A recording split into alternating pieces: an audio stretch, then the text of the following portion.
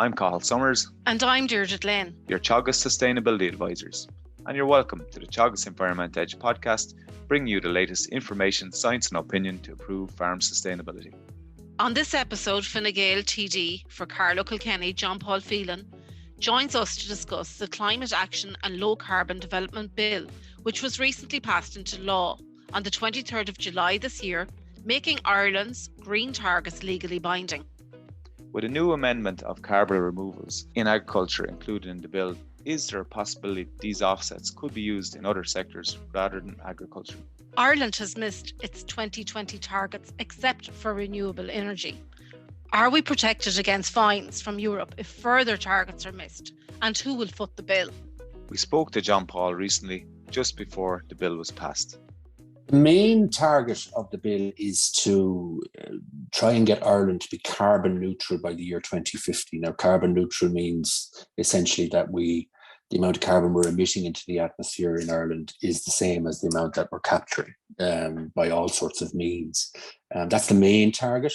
The kind of sub-target of that is that by 2030, that we would have over a 50%, 51% in fact, reduction in the level of carbon emissions across the economy in all sectors. John Paul, if the amendment to the carbon removals in agriculture is accepted, is there a possibility that these offsets could be used in other sectors, example transport, rather than going into agriculture?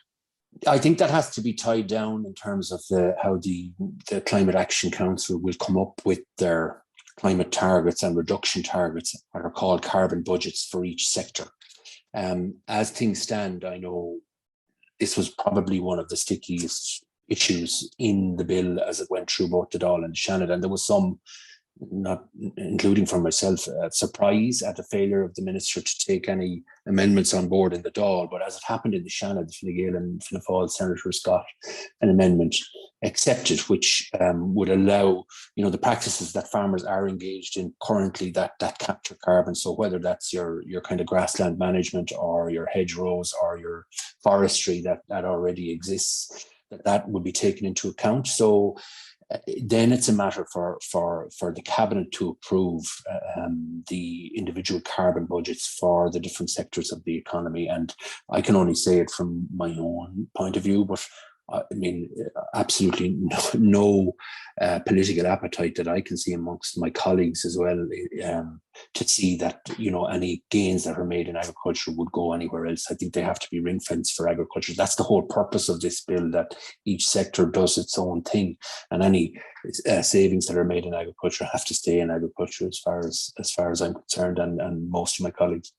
That's very positive, John Paul. Well, look, if farmers are making the effort and having, the problem with the legislation as it was originally drafted was that it didn't take into account the good that farmers were doing. It was only a one-sided bill, if you like, that drew up a list of negatives from an agricultural perspective. This amendment allows for the positives that farmers do to be taken into account, and that should only rest on the agricultural carbon sector budget, which the Climate Action Council will be drawing up.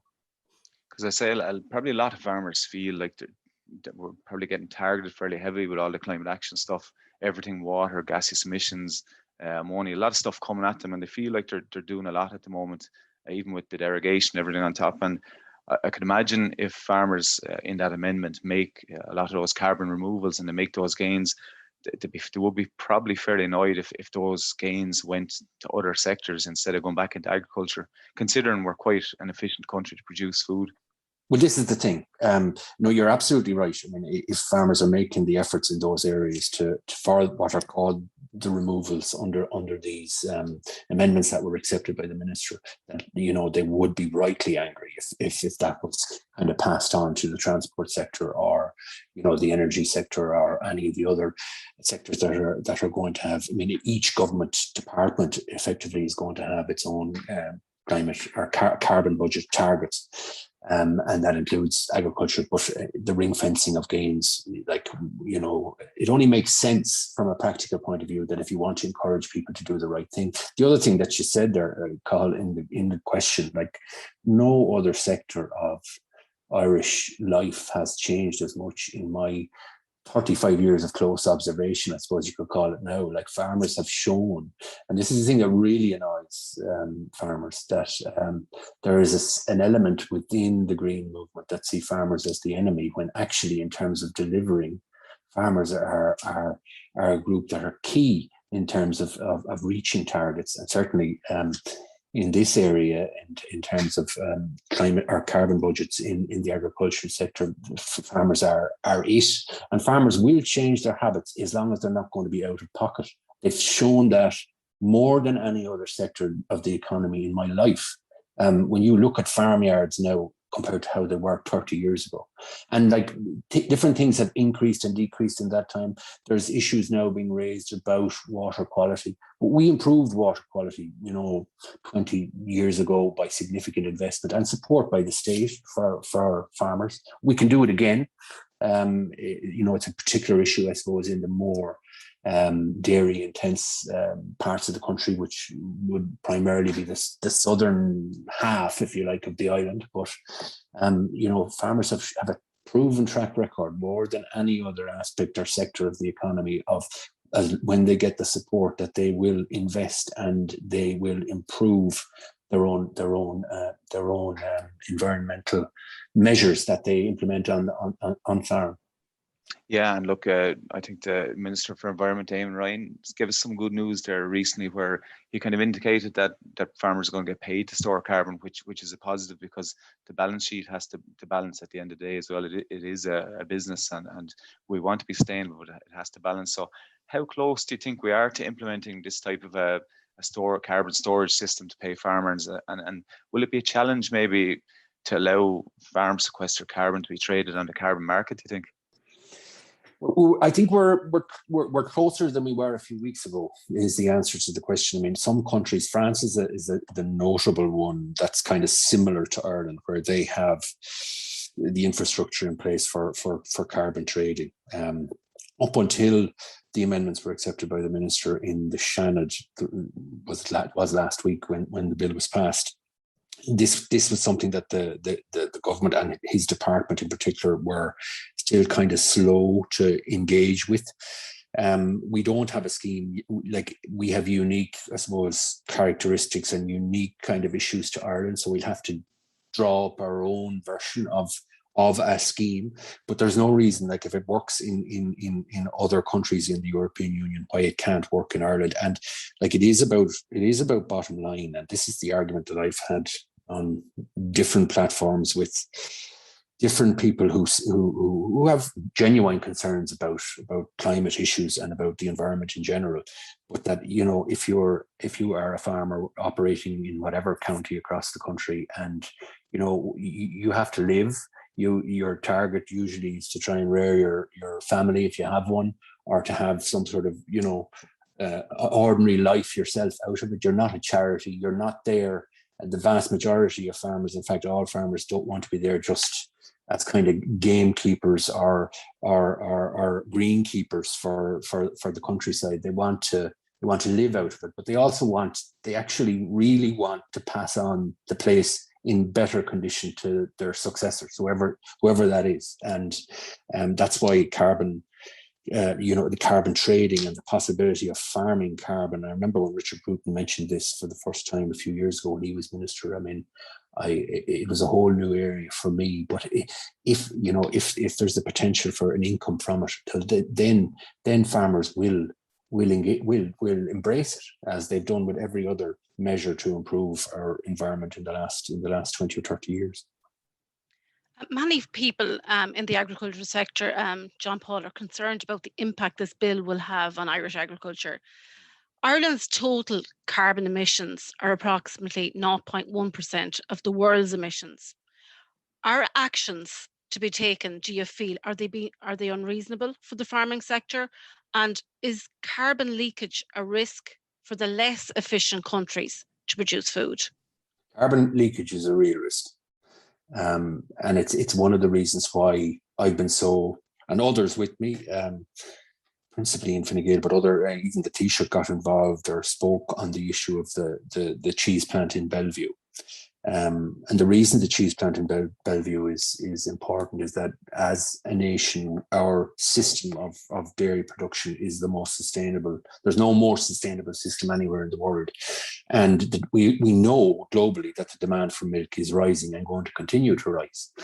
So do we enforce measures in Ireland that either restrict people who are already producing milk or stop people from entering the sector, while at the same time then allowing other countries that have far less environmental protections and far less sustainable systems of producing milk, do we allow them to expand and meet the growing demand?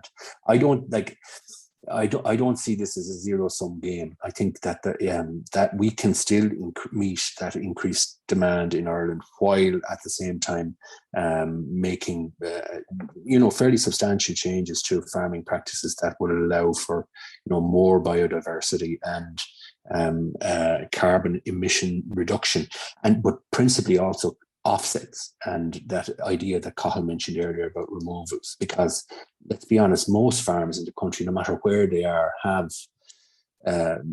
bits of ground or places that maybe are suitable for re-wetting. That's another term in term. My own late father would say he's turning in his grave because he spent most of his life draining it. Yeah. And lots of lads like him, but like there are lots of every dairy farm, every farm in the country has parts of the land like that. Maybe they're browy bits that could be planted, or bits that could be re-wetted, like what we spoke about. So there's all sorts of offsets and removals that every farm, including intensive agriculture, including intensive dairying, can take, that would allow for an increase in production, but also the potential for reduction in the overall carbon impact of the farm in question. Do you think the European Commission will kind of take that into account when we're talking about carbon leakage? Or you mentioned the dairy being, number one at producing carbon efficient, and beef, I think, is number 5 or something, or 5th. Is that on the Commission's agenda? Because we are a big exporter, and I suppose there's no point reducing that exportation if another country is going to just come in and do a way less efficient job. It doesn't add up. Is that on the agenda, do you think? I think it's coming on the agenda as we, as virtually every country in the EU now has or is engaged in the process of setting these carbon targets for each sector and for agriculture in particular. I think it's different in different countries. We're in the midst of our evolution in this area at the moment, but it's the job of places like Ireland, France, there's other comparable European countries that are big producers, that we have a moral obligation as a country. You said we're a big exporter. I mean, we export 3/4 of nearly everything we produce in terms of food. So that has to be part of the equation in my view as well. But also the big one is that this idea of carbon leakage, that we can't. It would defeat the whole purpose of trying to protect the environment if we were to impose a super strict regime on our farmers here while allowing imports from countries that have far less sustainable methods of producing food, and that has to be front and center. I think it's only coming on the agenda, but it's up to our government and other like-minded governments in the European Union to make sure that it happens, because there is no point in putting the strictest rules on our own producers while allowing then the damage to be done in multiples, potentially in other parts of the world where those rules don't apply. Yeah, and look, I suppose we can't tuck our head in the sand. There is lots and lots of room for improvement in Ireland in our carbon as well. And I know we have the Teagasc MAC curve, and we have lots of other research and ideas out there that we can target, which is really positive.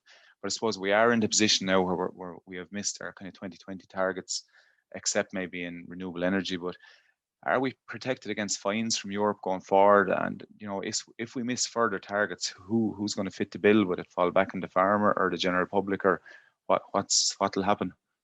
Well, I don't. It's not exactly finalised yet, but I'd imagine it'll fall on the general taxpayer in the sense of missing targets across the board in the different sectors. as things stand from our 2020 issues, the only target that we surpassed was in terms of renewable energy. But it looks there has already been some cost in the state, I think upwards of 50 million. But in total, the prospect of 125 million now in fines for failure to meet targets. But there's still some toing and froing and negotiating to do on eventual figures, as I understand it, in that area. But the general question at this stage, it will fall back on the taxpayer in general. But there is the danger, I suppose, that at an EU level, you could see some sort of agreement in the future that would focus individual failures on individual sectors. I think that would be resisted very strongly from an Irish context, but it's not set in stone yet. Cathal, I suppose, is what I'm saying in terms of who the fines might fall back on. But I mean, I go back to the point that you look at how much agriculture in Ireland has changed in the last 20, 25 years, and about what we have achieved before. There's a big concern at the moment in terms of water quality, but we've been there before and won that battle, and we have to win it again. And farmers will win it if they get the support from the state and from the Department of Agriculture and from the European Union to meet those targets and improve water quality in our streams and rivers and lakes across the country. John Paul, what is the aim of the Climate Action Fund? Who can apply? And if we do meet or fail to meet further targets in the future, could this fund be impacted? The fund, when it was established, was primarily funded from oil distribution businesses. There's a levy imposed upon them. And actually, at the moment, I think it's a live issue that there's an objection to the European Union from some of the oil distribution companies in terms of how that levy is being used in an Irish context, and is it in compliance with European Union law. At the moment, it's the fund is primarily aimed at helping businesses to adapt for climate measures. And at the moment, the successful applicants have tended to be collective. So, if you like, there's the Three County Energy Initiative in the southeast, of which my own county Kilkenny is involved. That group got funding under one of the initial rounds of funding from the Climate Action Fund, which is aimed at primarily at retrofitting houses and insulation in homes. It's one issue actually that we haven't mentioned here already. And the fact that so many of our homes are not insulated and therefore heat escapes and more carbon has to be emitted in terms of heating those homes. So the primary target at the moment is kind of collectives. We say the processors would be eligible for funding under it if they undertake an initiative that would otherwise not be operational without the support of the fund that either reduces carbon emissions or increases carbon sequestration. Then they're eligible for it. I'm not sure if in the future it will extend to each individual farm. I think it's probably more likely that it will focus on kind of collective groups of farmers, whether that's under the cooperative movement or other groups that farmers form themselves in order to have defined targets that they can actually reach and prove have been reached. John Paul, really great to get an insight into government focus on climate, and thanks a million for the chat. Really enjoyable, and I'm sure we'll chat to you again in the future. I'm delighted to have the opportunity. I think it's very important on this issue. Every aspect of society has to be heard, and we need a proper engagement with farmers around the coalface, and demonizing them, as some people have been doing for a long time in terms of climate, will achieve nothing. But it's also not true. Farmers are more than willing to adapt, and they will do so if they get the support from government. So I'm delighted to Cathal and Deirdre to have had the chance to outline a bit on the Climate Action Bill, and I'll certainly join you again in the future if I get the chance. Thank you. That's it for this episode of the Teagasc Environment Edge podcast. Thank you to John Paul Phelan, Gael TD for Carlow, Kilkenny for joining us on the show. Don't forget to rate, review and subscribe to the podcast. You can listen on Apple and Google Podcasts as well as Spotify. And for more information, go to the Teagasc website at teagasc.ie. I'm Cathal Summers. And I'm Deirdre Glynn. Join us next time for the Teagasc Environment Edge podcast, signpost to farm sustainability.